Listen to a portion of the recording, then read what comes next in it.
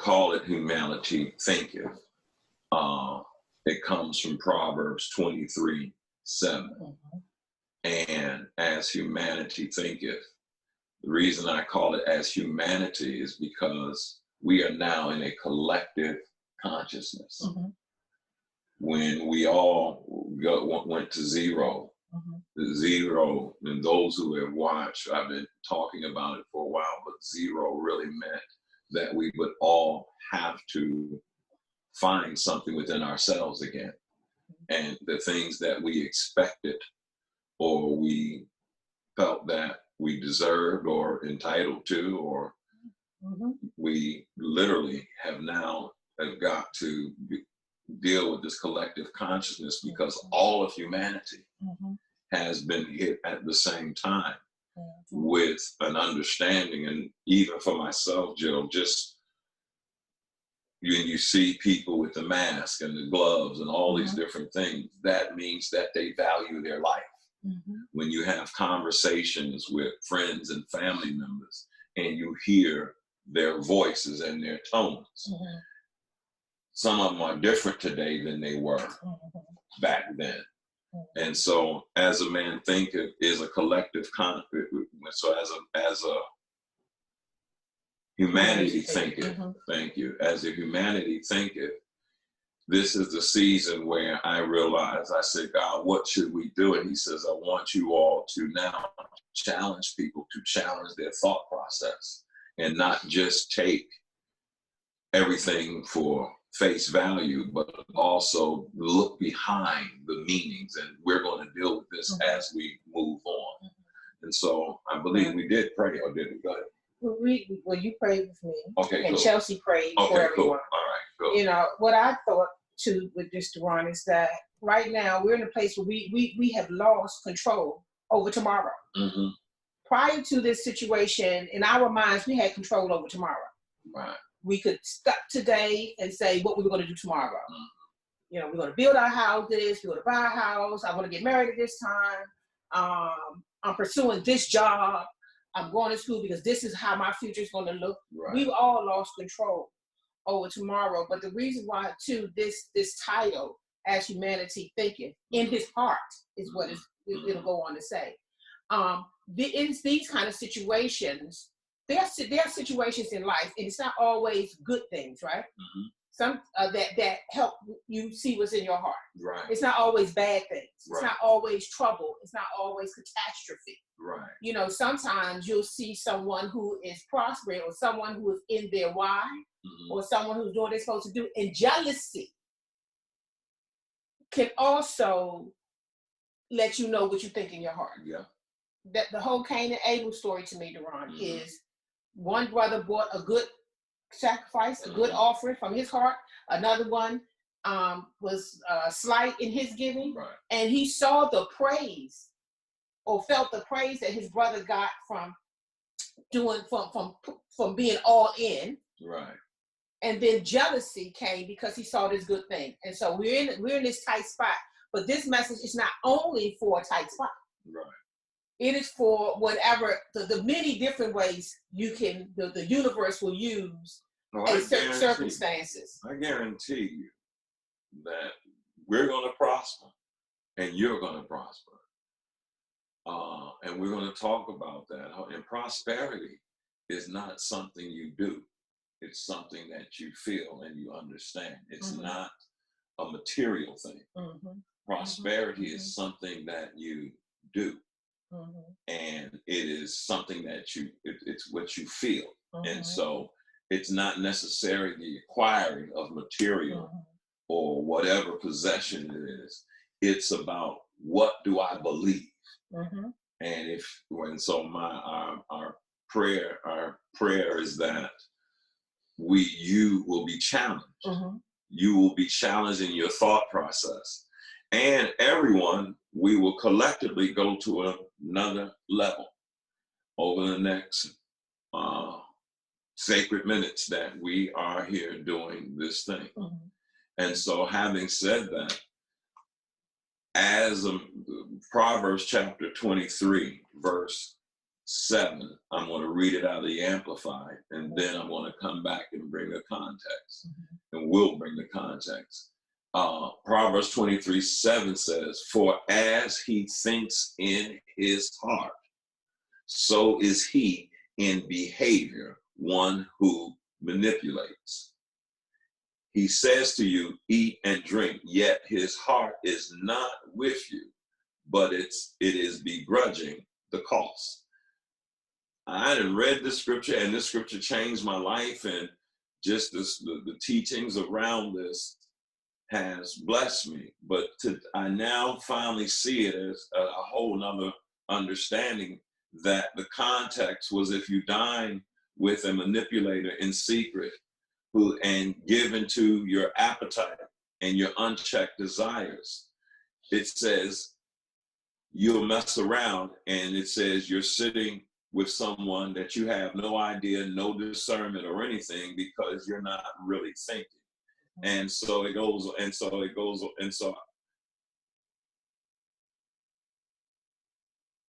the last thing I'll say on that is that when you have a desire for those delicacies, you entered into a frequency of unknown deception.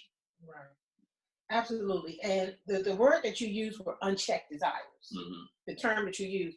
If you read this and you see it in other versions, especially one version for sure I looked in was the Complete Jewish Bible, and you would see that it would say, "Don't be greedy for his delicacy." Right. So this is about the greed of the other person. Okay.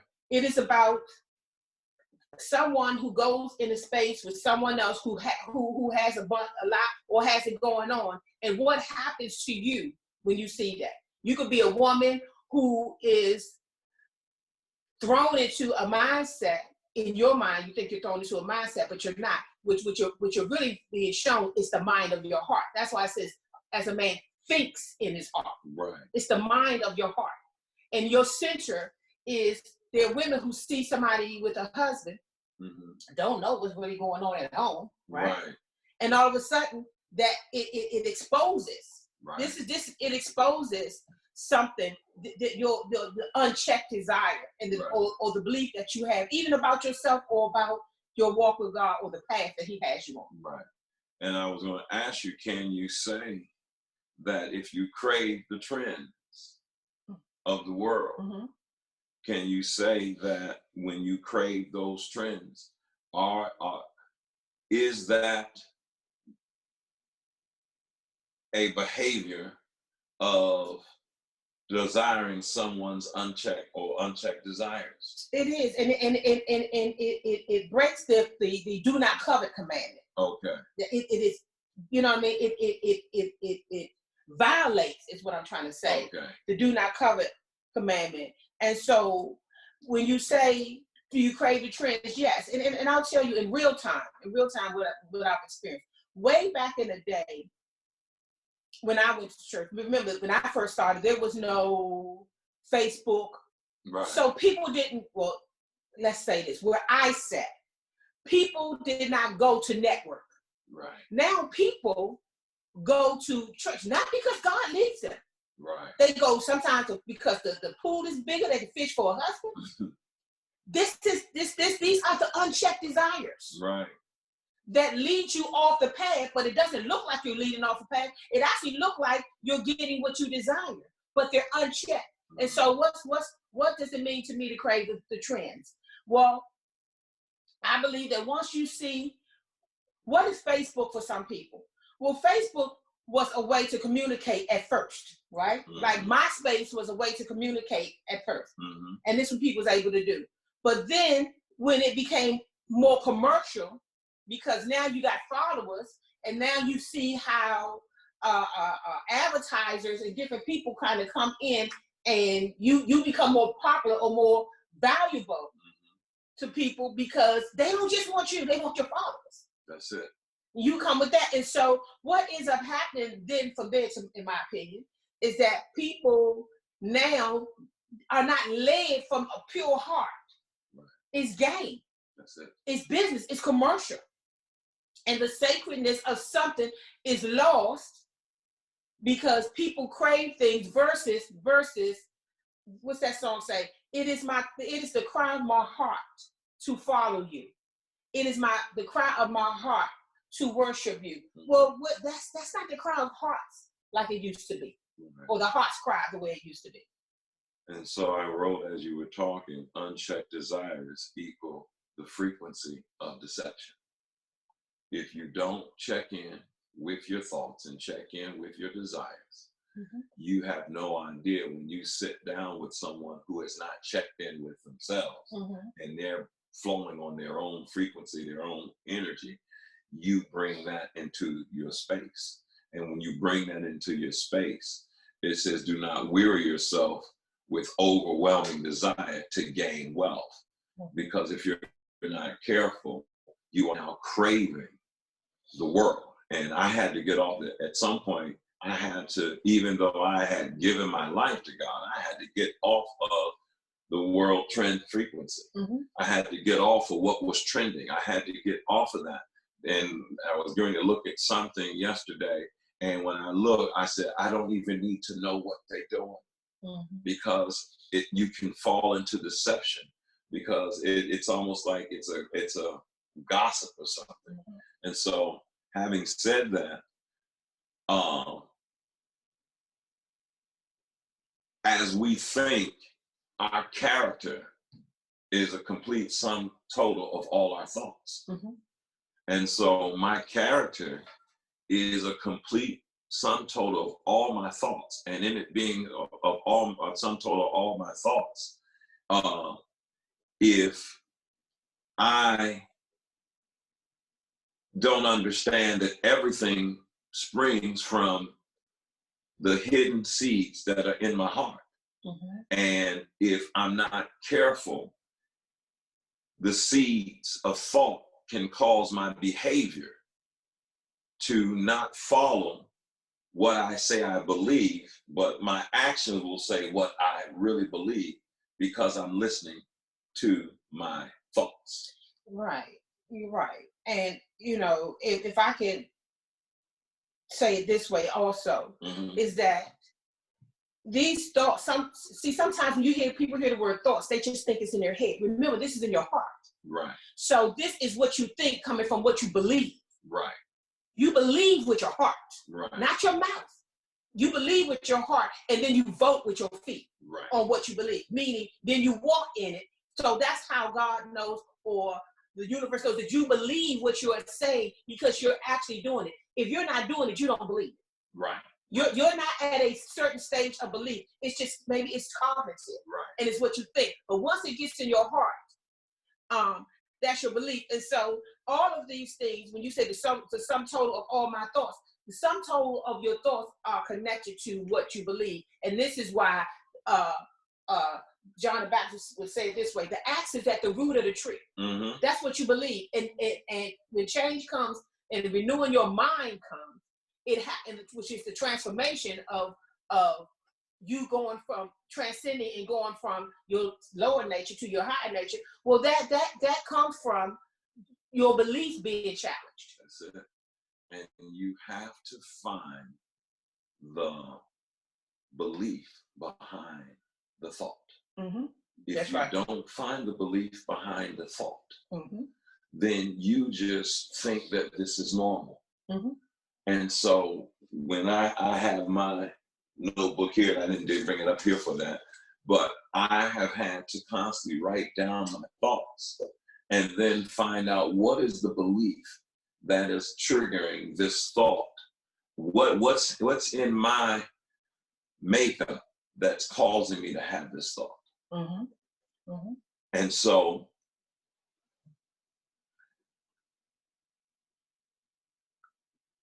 as Humanity Thinketh is about understanding joy and suffering, and understanding that your life is like a garden.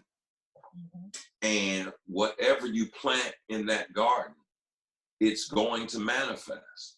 And if you don't plant in that garden, the garden is still going to bring forth fruit. It's going to bring forth the fruit of what's in it. And so this is why we've taught for years, no decision is still a decision. Right. There's no real place. It's really a yay and a nay. Mm-hmm. Anything other than that comes from the evil one. Right. That's where you kind of make stuff up. But all of us have something in our heart. So to decide not to make a decision is a decision. Right. And so if we're not careful, my actions give rise and fertilizer to my thoughts. Mm-hmm. And if I'm not careful, then I will reap the fruit of my actions because I haven't examined my thought life. Mm-hmm. And in order to become the man that I knew that I saw, I had to examine my thoughts, put them down, find the belief behind the thought, challenge that belief Mm-hmm. with truth, and then humble myself Mm-hmm. to what I was being shown. Right. You know, there's something I say or I've said over time. And I tried, and I pray that you all come to believe this. But I say this. The reason why folks can't disqualify me, because they didn't qualify me. Okay. See, when I thought that people qualified me, then they had the power to disqualify me. Right, I got you. See, my belief is, what is my belief? You didn't qualify me. My belief isn't what, I don't even have to entertain whether what you're saying is true or not. Right. I don't have to do what I used to do and try to dissect and break it down. Mm-hmm. You didn't qualify me. So any attempt that you have to disqualify me makes no sense to my heart. Right. When I was in a situation in court, won't go into details with that, but when I was in that situation and the judge was unfair to me in my mind, mm-hmm. Okay, in the mind of the universe, I don't know. But based on what I saw, what kept me is I knew this, she's not my highest authority. So no matter what she said, not knowing me, right, just knowing what she learned by reading a book that wasn't about my life, it don't matter to me what you say. When I am out of this space where somebody has given you authority, I'm going to go on with my life. Right. I'm not going to take anything you say and what you thought and your conclusions about me and put a label on myself and have it to do anything with my identity. Mm-hmm. Because why is that? At the end, you're not my highest authority. Mm-hmm. Hillary Clinton said it this way: listen, take criticism seriously, but don't take it personally. Mm-hmm. Don't take it personally. So I won't totally ignore it because I would want to know, well, Father, what does that have to do with me? What are you trying to say to me? Is there anything you're trying to say to me? But that's where the buck stops there. Yes, yeah. And man is when you said take criticism, but don't take it personally. Right. Take it seriously, but not personally. Mm-hmm. That takes the control back for you. That's it. And so when you put your mind on noble thoughts, noble things will happen. It doesn't mean that she did not feel criticized, did not feel attacked or whatever it is, but she had to come at that with the truth, because at either level, Jill, we are the masters of our experience. Uh-huh. And we can either, if we choose not to become better and transcend and go to another level of consciousness, uh-huh. in Christ, in God, uh-huh. then what happens is we end up misleading our household and or our life because we put ourselves on a path that is not firm. It is. What does this mean to me, Ron, about humanity? What was it? Humanity, what as humanity think? Mm-hmm. You know, everything, nothing is wasted, right? So if you go into a space and you feel irritated or you feel a certain way, go look in the mirror. Mm-hmm. Go look in the mirror, not the physical mirror and see the outside, But go look in the mirror of life and say, why am I feeling like this? Because what why means is, the flip side of why is what's going on with me. When something happens with me and I spend my time, Deron, trying to determine that I have figured you out. That I have figured you out. I have made myself judge, which makes me God. You know what I mean? When I think that I can figure you out. That's not my position in life. My position in life is, if I go with this Proverbs 23, it says, when you sit down to dine with the ruler. This ain't about the ruler. It's about you sitting down. When you sit down to dine with the ruler, consider carefully what is set before you. That's all your work. The ruler doesn't have to take the potato chips out the house because you breaking your diet, remove all the cookies from the cupboard. The ruler doesn't have to do anything to change who he is for you to be who you are. Hear me now. Folks do not have to change who they are in order for you to be who you are. It may be uncomfortable, but it doesn't determine who you are. And sometimes, you know, we try to find ourselves in other people's actions, and we make other people responsible for the conditions of our soul. Look in the mirror and root out what's gone wild. And root out what has been left unattended. While you're talking, I just happened to find, I can't remember what they call these bracelets, but these bracelets at some point helped me, because I bought the different, well, I forgot what you call these things that go on here, the different thing, they're symbols to me. I forgot what they call these pieces, and pendants. And I had to use this to change my mindset. So when I look at this, I see a heart at the beginning and a heart at the end. That means that, Deron, this is about your heart. In the beginning, it's about your heart. In the end. And if you don't allow your heart, and then I also have one here, the letters B, B-E, and that is to be what you are supposed to be in that moment. And then I had one that had study. Well, it was a book of wisdom. It's the Bible. It's a study. Well, that's you.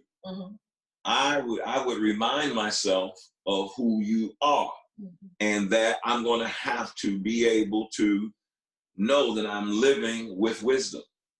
And so now I've said all that to say, when you say look in the mirror, you got to look in the mirror and say, the spiritual mirror, and say, I don't particularly like what I'm seeing right here.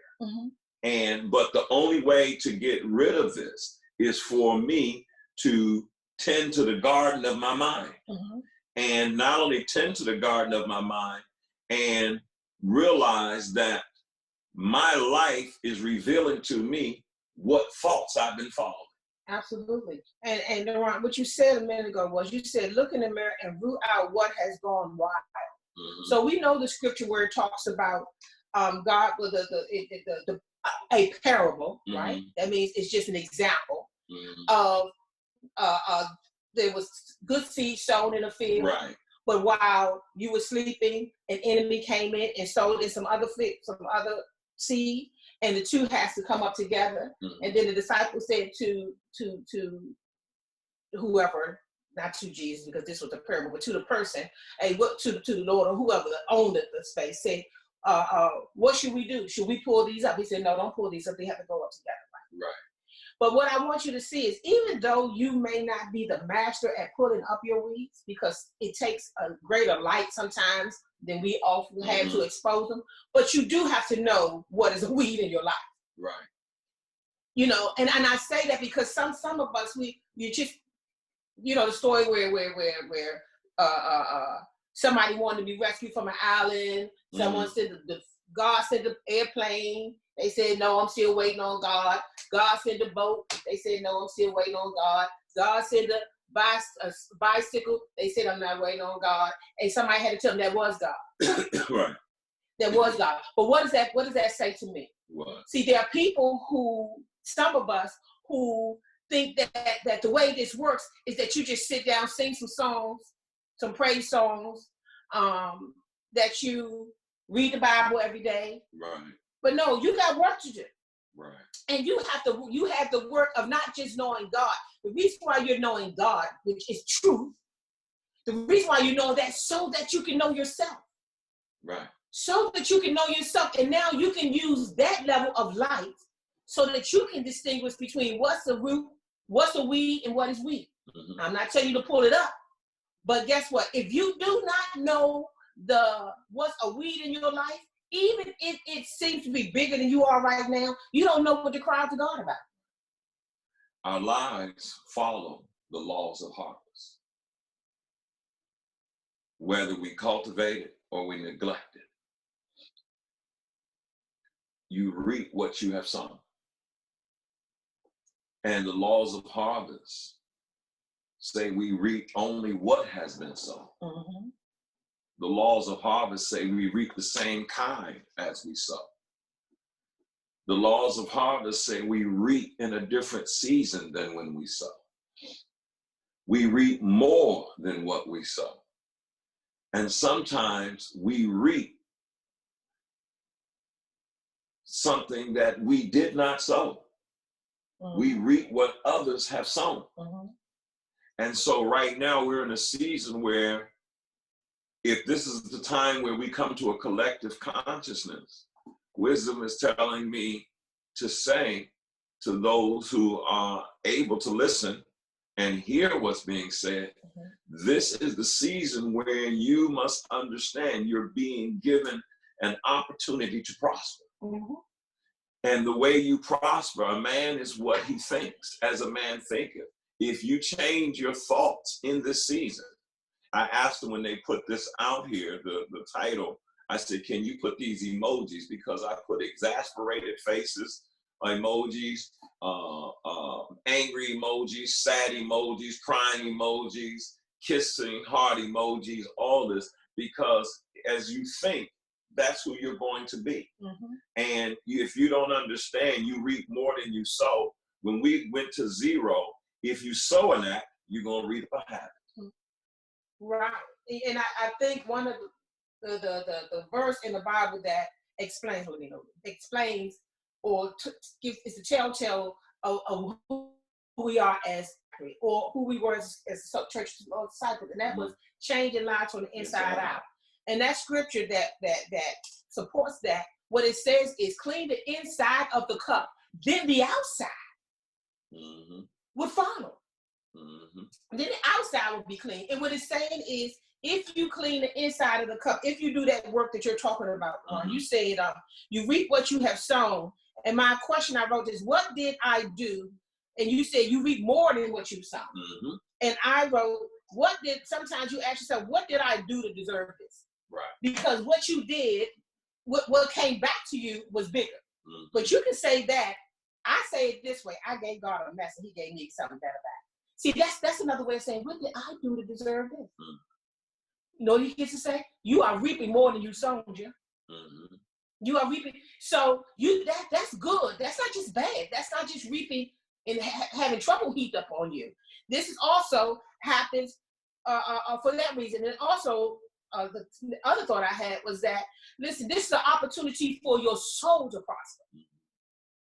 Again, what do we know from the basis of belief given to us from the creator of the universe, not just the creator of the universe, but the father of our spirits. He's telling, listen, you're giving an inside look to say, listen, what I'm telling you is this.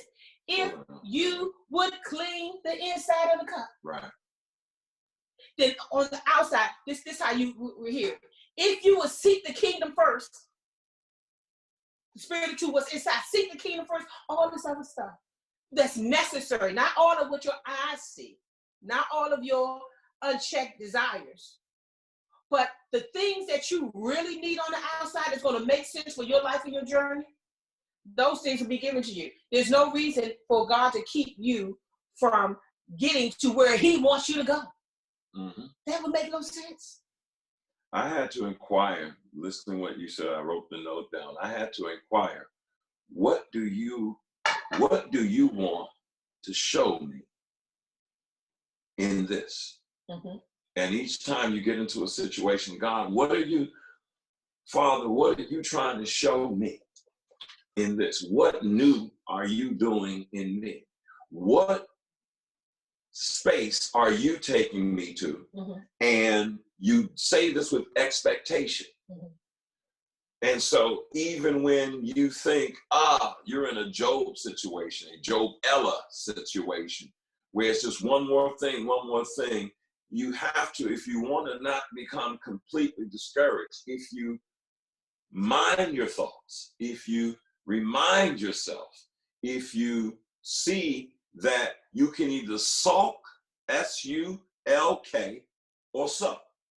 I can sulk and woe is me, or I can sow and sow the truth. Mm-hmm. And if I sow an act, I will reap a habit. Mm-hmm. And so even at the dark times of your life, you got a choice of life and death, which looks like sulking. I can't believe this is happening to me. Woe is me. Or saying, what do you want me to get out of this? Because you will find out that the thoughts and the knowledge that comes through you surrendering mm-hmm. will take you to such a higher consciousness, mm-hmm. you will transcend all understanding, and people will look and say, but what you're going through, a person shouldn't act like this. Well, this is where this is about my spirit. Go ahead. One of the things in this, you all, is that without seeing people who kind of use positive affirmation in order to mind their thoughts, mm-hmm. to get out of the sulk.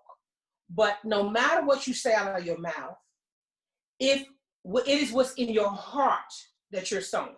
Right. You can be sulking in your heart, using positive affirmation, right. using words, hype words, but actually sulking and fretting in your heart. Well, you're going to reap what's in your heart. So what you just said was when you through surrendering. So what's the goal for all of those people who are on a journey and you are using positive affirmations and positive self-talk right. to get you to another level? If the goal is that whatever talk you're saying, you have to believe it. If it's just a paste job, a whitewashing, it's only something that covers the crack for right now, you know. If it's just an intellectual activity that you are telling yourself that's spiritual, then you're not able to reap the benefit of the words that you're saying, because you believe in the power of affirmation, mm-hmm. but you don't believe in the power of transformation. Mm-hmm. And so when you begin to deal with your thought process, I just happened to find this, or my friend found it, and when he found it, I looked at it. I hadn't found this. This has been gone for years, but I was able to look at this bracelet and say, "Wow, you did it, God. Mm-hmm. We did it.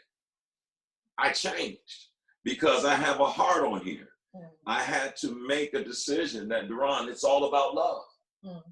And I said, I got to change my thinking. And I did everything, even the red glasses was a reminder for me, because that's the way I think, to be able to say, all the words in Yeshua are red. Therefore, you got to be careful what you are saying, because what you are saying can also create tension or space in someone else's mind if you're not doing this. So when you say, if you're just thinking of an affirmation, but you haven't had transformation, you're still in a dead-end situation. What does the word say to us? You are transformed by the renewing of your mind. Mm-hmm. Now, when they say your mind, back in ancient time, heart meant mind too. Mm-hmm. Okay, so you have to, if you look behind that word, you might see the word heart. Right. Your center, right? Mm-hmm. So when it says, or you said, and clear, we always talking about surrendering. You're not, surrendering isn't surrendering in this realm, right? It isn't, you were being too aggressive, and now I'm no longer aggressive with this person. Okay, that's only going to last for a moment until somebody hit that pressure point. Right. Okay, and what's really on the inside is going to come out. What are you surrendering? You're surrendering your belief. Right.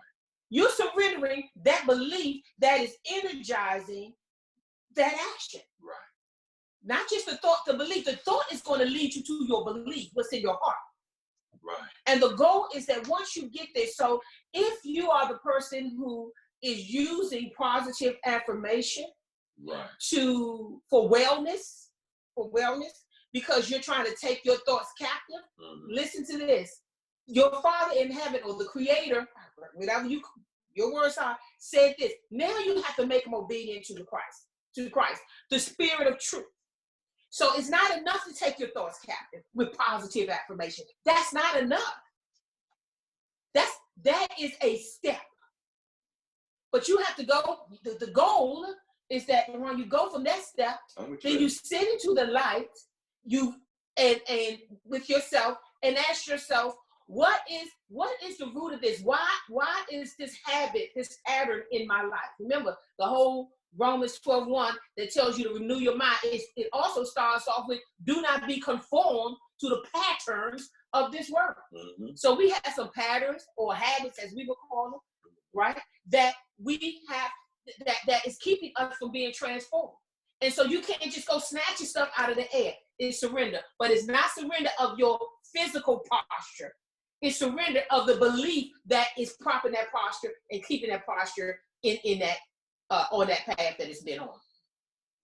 Very good what you're saying, because the reason I had to say I'm not going to be what the world says a stepdad is. Right.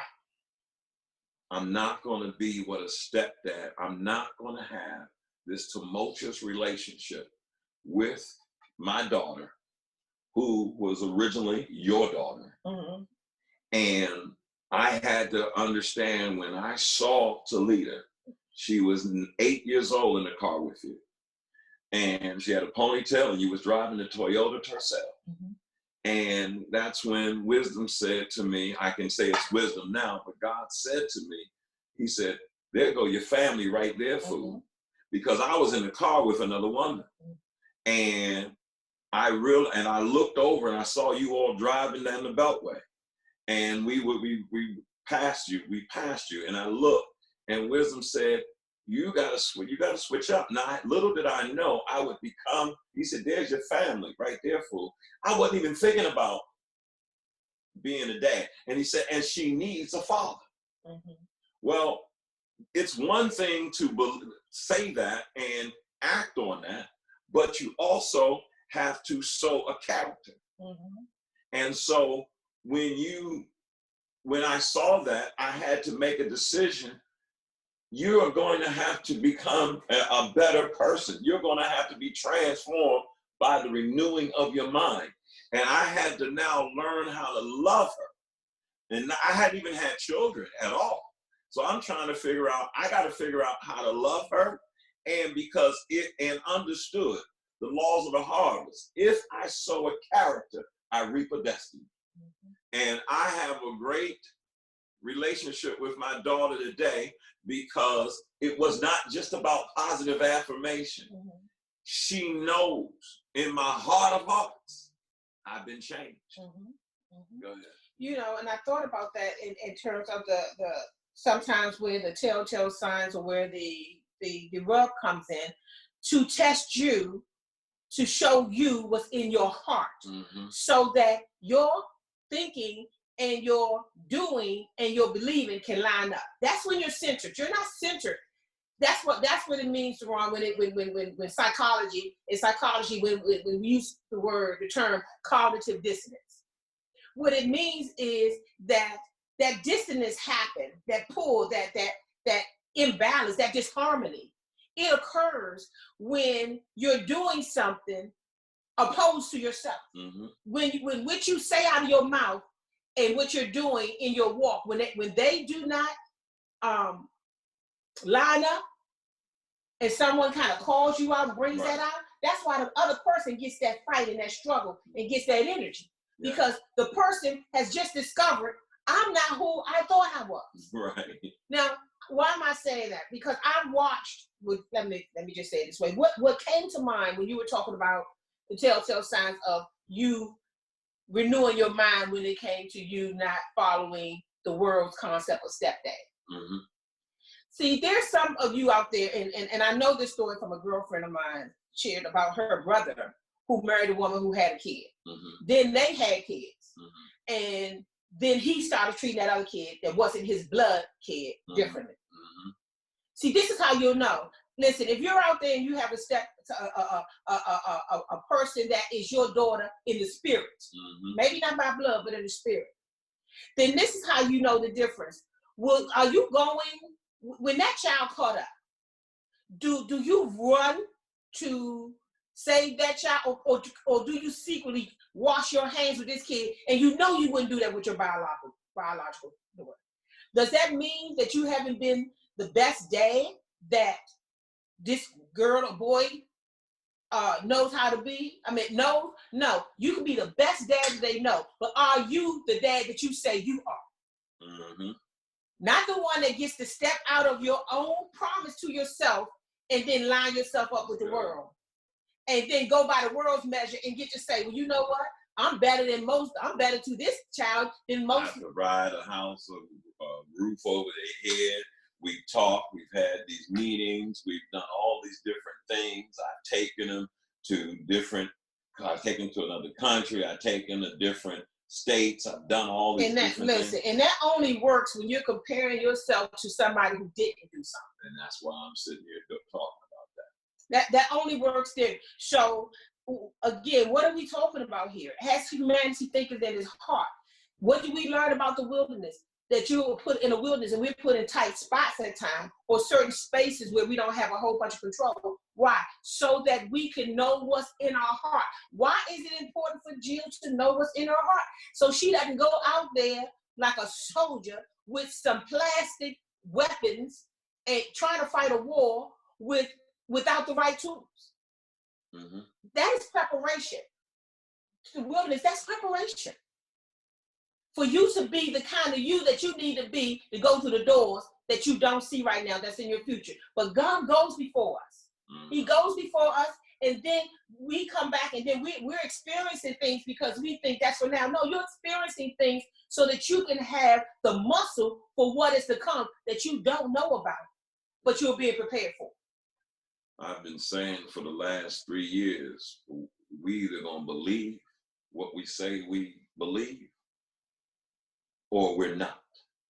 And I wrote down, that's very good. Transformation equals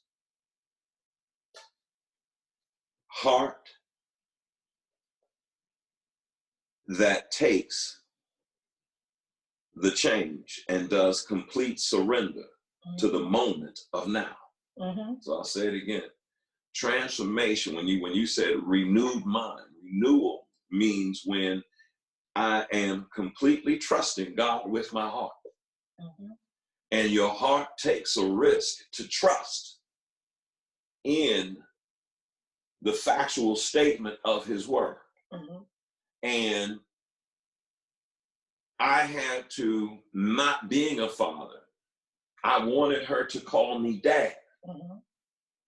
But she was not going to genuinely call me dad until she understood the love of a man. And I was being reminded on a regular basis, you are the first man she will ever see. You are the first Yeshua that she will see. You will be the first transformed man.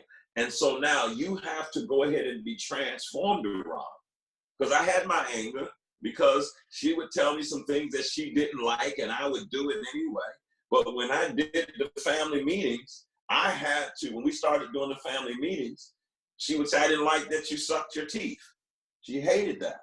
And I was, and then I had to realize if I was going to be transformed, she was going to have to see me take control of my bad habits, take control of my talking habits, take control of these things so that she could see. That's why she can say to me, my dad makes me think that made me think I could do anything. Well, I had to do that because she also watched me transcend even my situations with people, parishioners, everything. And in doing so, I showed her what a man is by becoming a man and not give in to my denial and self-serving reasoning. There you go. And guess what she'll say today? Her story. My dad made me believe I could do anything. Now, here's what's funny about that. I thought that's what I did. Well, you know, I thought I'm fine with it because I see the place of it in the universe, in the spirit world, what God was doing. What do I say? Had she called you dad, I'm going to go back to our Proverbs 23, and it talks about do not eat the bread of a selfish man or desire his delicacy. See, if her calling you dad was the outcome, then this would have been about titles. See, this is the beauty of a creator that wants everyone to return to him in their purest form. Right.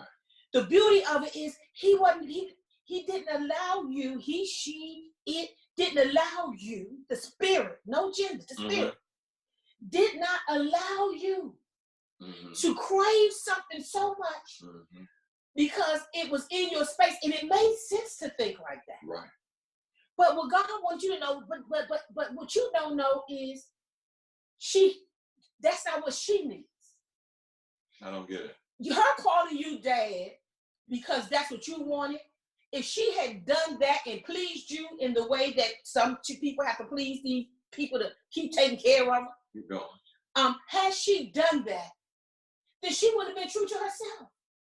See, you not forcing that and allowing yourself to be dad, not entitled, not in form, but in function.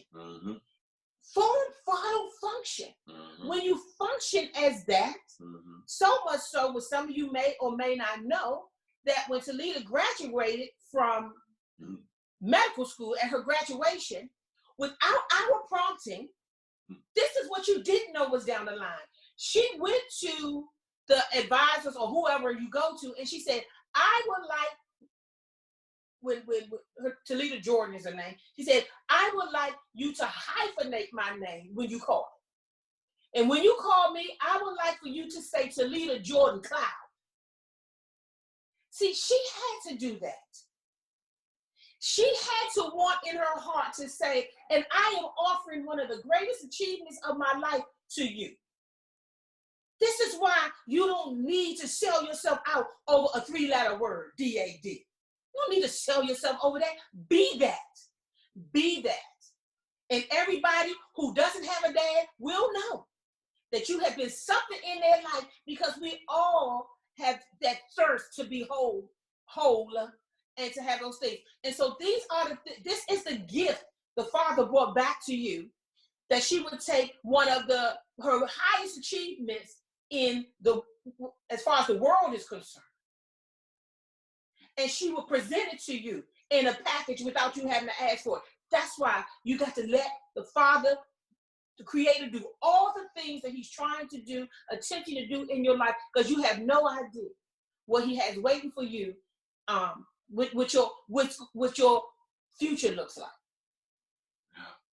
I just remembering that season when I dropped her off, I took her to Harvard to move her in to her apartment that she would be staying in.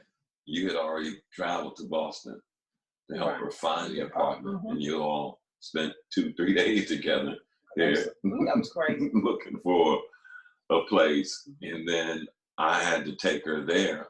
And when I dropped her off at class after, helping her set up the apartment, I had to secure the doors, do all the different things. Bought her speakers, made sure she had air conditioners, the whole 9 yards. By that time, I was her dad. I was her dad. And when I dropped her off at her first class, it was one of the most proudest moments I've ever had, because I had completed the task. And I had been transformed. And even though she was going through some serious stuff in her mind at that time, I had to be a dad and say, she gets to act like this. She gets to go through this, but I'm going to be consistent with her. Listen, it is so important as a man thinking that you let even your children think their age-appropriate thoughts and have some space to themselves and feel their own feelings. As you said, you get to feel this way, because that way, when they make a decision about their life, it's not because they did it because they was afraid they were going to lose you, because that's not love. So why am I saying that to you? Because she also, when she's talking to her biological family, on her biological family side, she refers to us as her parents. She doesn't say to her biological family, her father, Deron, she says, my dad. She can only do that because she was able to decide whether she wanted to do that or not. And it wasn't forced on her. It was power that changed her from the inside out. It wasn't forced. And what happens sometimes is what we do is we send a message to other people that love is conditional. Right. You know, basically, if I'm going to take care of you and your father's not taking care of you, then you owe it to me, right, to call me this, because what I'm giving you, you don't deserve. And that's what that's going to sound like on the other end. You don't really deserve this, so I'm giving it to you, not as a gift, but as an obligation. You are an obligation to me, but I want you to think this love. See, those are the things that deception that spoils the future seed. Because what's the bottom line? Whatever a man think of in his heart, so is he. But what's the good news for you? The Father wants to show you the way of peace, the way of heaven, as in your higher self, the way of true goodness, by not allowing you to live with what's in your heart. And you don't know this is going to strangle some of the word or strangle the seed in your future, but the God that goes before you knows this, and then goes into the future, brings it into your right now, allow you to exercise and surrender and do all those things in your now, so that when you get to your future, you don't miss a beat. You don't miss a beat. We're not missing a beat.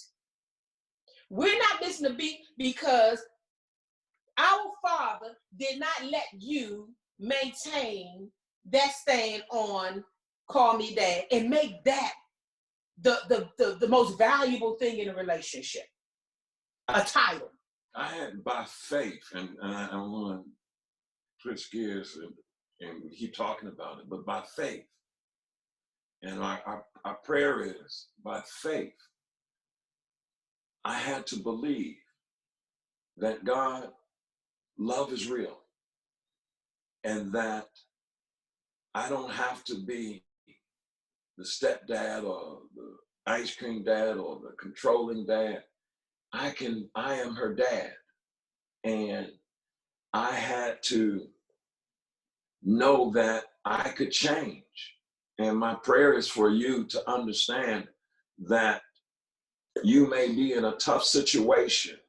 You may be in the dark night of the soul, but you can make a choice between life and death, prosperity or lack. You can make a choice right now to say, okay, I may have been shut down in this area, but it doesn't mean that I have to give into my depression. Absolutely not. I don't have to give into this dark moment. Although it's a dark moment, I can choose. And let me tell you something. I hear wisdom saying, listen, if you grew up in a chaotic parental situation or an environment that did not foster certain things, then if you're not careful, your brain has been hardwired for chaos.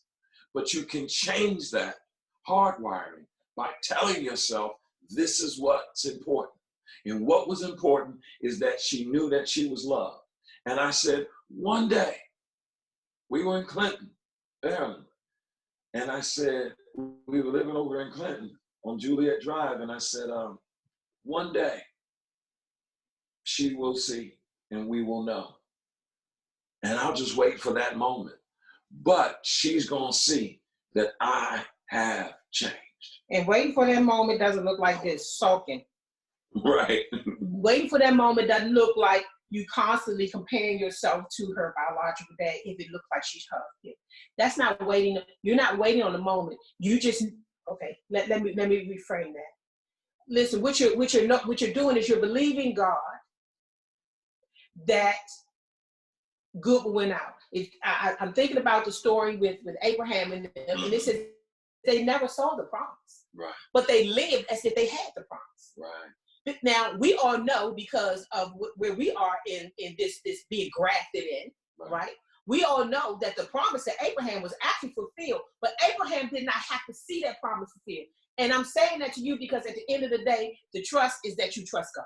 Right. Not your view of things, but you trust God. And I'll tell you this one last thing, Deron, and then I'm going to turn it over to you. You know, when we were doing the daughters' breakfast, Felicia was on the panel. And one of the things that she shared was how that touched my heart was how she and her husband had one child together, but I think my numbers may be wrong, right? It's 2 or 3 other children, but I'm going to say 2 because that's what my mind is telling me. So he already had 2 children, right? So she talked about how when he and her had a fallout and she was leaving him, she took all the kids. She said, I took all of my kids. See, that's the telltale sign that you're leaving him and you're not just taking what came from you, but you're still carrying out as if all of these kids. And these kids could have kicked up and said, that's my father. But guess what? At this point in their life, they'll always remember, oh, no. When she was going to save herself, she was saving all of us from whatever this chaos was. And so that's a sign of being tested in your heart with what's really in your heart. And if you find out that what's in your heart head is bigger than what's in your heart, then give your heart an opportunity, your spirit an opportunity to be bigger than your body, and allow that truth and surrender something, that belief, so that you can walk in that truth. Because whatever you saw in your mind and you imagine, it could be real for you. It could be real for you. And it was real for me. And this is where love had to show up. And this is for stepmothers or anybody, but love had to show up because I said, I'm not going to be the atypical mixed family. And I'm going to put her heart at ease and her mind at ease by telling her, you've got 2 dads. And I am not here to take his place. I will never take his place. And I went over to him and visited him and said, hey, my friend, listen, I respect you as her father, and I'll never try to take your place in her life. The bond between a daughter and her biological father is huge. And I told her, you have a dad. Now, why am I making this point, Jill? Is that I had to decide, even with the new past, I'm not going to have disharmony. Well, most of all, the disharmony, you can handle disharmony. See, here's the blessing. She was not at an age where she could handle disharmony. And I believe that adversary has done a number on a whole bunch of kids out there, a whole bunch of kids, family members in relationships, because someone let somebody stay in a place of guilt when they could have let them go, and they didn't release them, turn them over, allow the life to change them, but you were holding on and you were working for the adversary. That's all I'm saying. Hey, you would have thought we planned this, and God did. Felicia's coming up next. All right. The first time in a few weeks, the first time in a while. And I thank you all.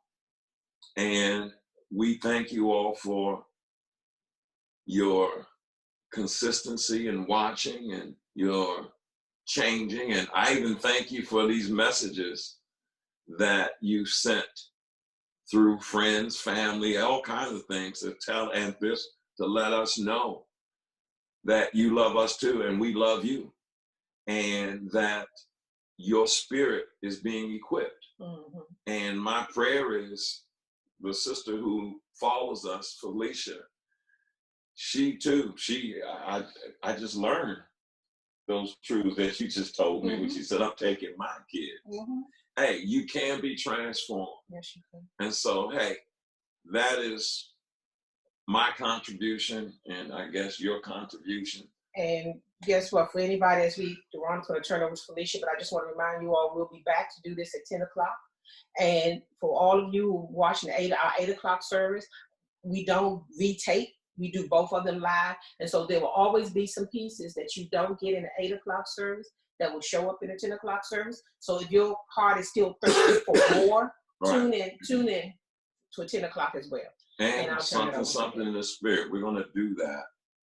I agree. Felicia, yeah, she'll, that's a part of it. Oh, okay. I was just letting you know. That's why I'm so used to doing it by myself. I'm done for right now. God bless you all. I love you.